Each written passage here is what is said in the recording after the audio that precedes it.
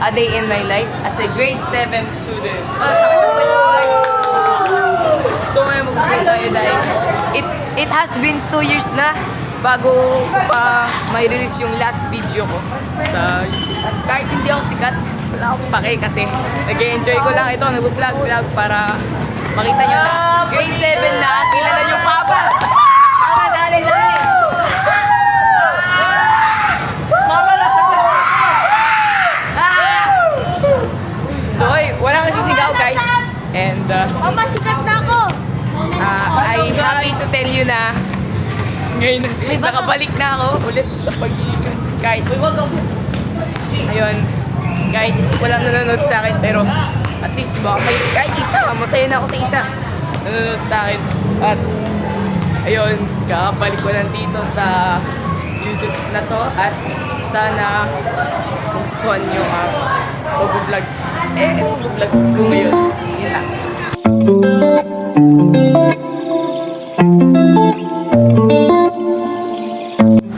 Dumating na ang mahabang panahon at nagkaroon na ulit ako ng mga bagong kaibigan which is papakilala ko sa inyo. At si... Hello! Napakabay na itong taon to in the talented siya. Yun. Magaling siya kumanta. And especially siya ang takuan para sa And next. So ang second best friend ko naman dito sa section namin ay pakita, sorry guys. Ito, si Eli Makin Guillem. And shout out sa'yo. So, ayun, makikisali tayo sa mga band. Yan, sila yung vlog. Okay, sorry po. Ako na hindi marunong.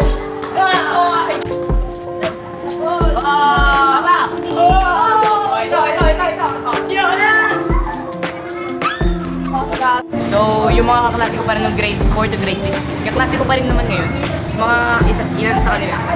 Sila. Sila. Ano pangalan mo? Alison. Pangalan mo? Si Mang Kanor.